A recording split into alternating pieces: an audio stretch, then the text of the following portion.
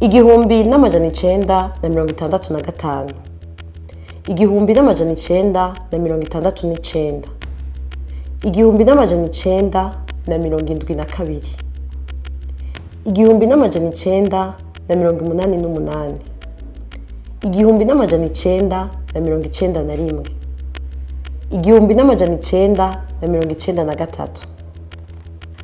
Nta nkeka iyo myaka yibutsa amagume Uburundi bwaciyemo.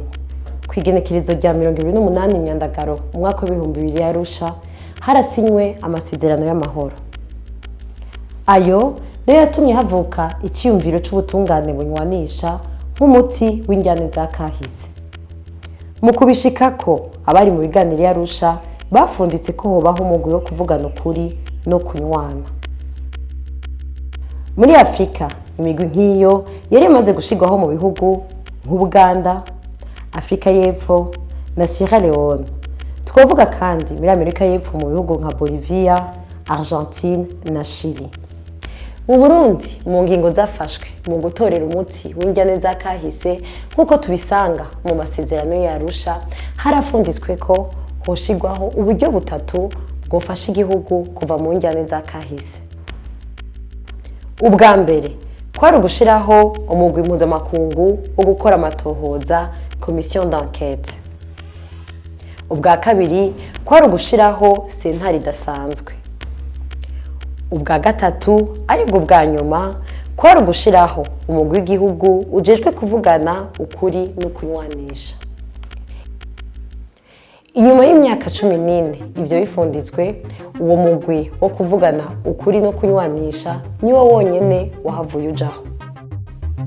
Nk'uko itegeko riwushiraho ryo kuwa 15 Rusama mu mwaka w'2014 ryabitegekanya, mu byo uwo mugwi ujejwe harimo gutohoza no gushira habona ukuri ku mabi yerekeye ihungabana ry'agateka kazina muntu vyakozwe kuva igenekerezo rya mbere mu Kakaro umwaka w'igihumbi n'amajana icenda na mirongo itandatu na kabiri gushika itariki 4 Kigarama z'umwaka w'2008.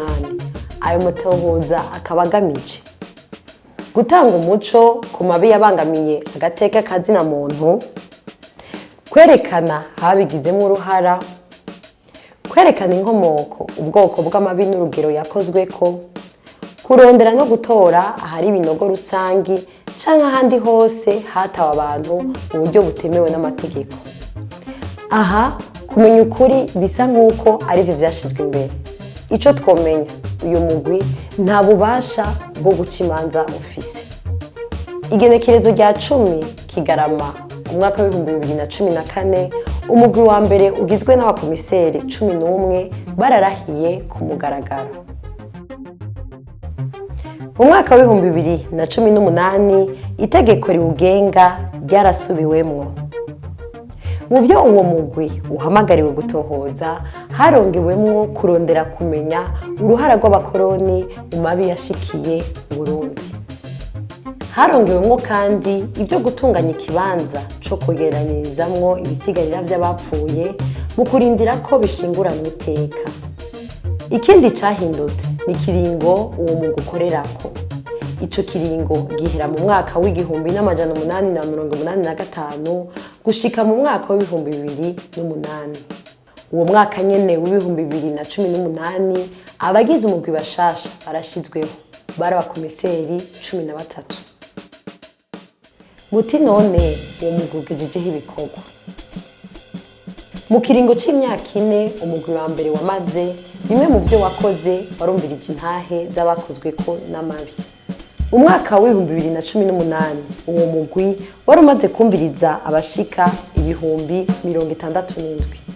Uwo mugwi kandi warakoze igikorwa cyo kurondera ahari ibinogo rusangi bihambwemwo abantu. Mu mwaka w'2021 mbere yuko umugwi wa kabiri urangiza ikiringo, warasohoye icegeranyo cemeza ko habayeho nyabwoko ku Bahutu mu mwaka w'igihumbi n'amajana 1972 hamwe n'ivyaha vy'agahomerabunwa ku Batutsi n'Abatwa. Ivyo vyaje bikurikira igikorwa uwo mugwi wari umazemo iminsi co kuzura ibisigarira bihambwe mu binogo rusange. ico cegeranyo nticakiriwe kumwe n'impande zose kuko uwo mugwi wahavuye wagirizwa gukorera uruhande rumwe. Severe yo ivuga ariko kigiye kubandanya no ku bindi biringo vy'amagume Uburundi bwaciyemo.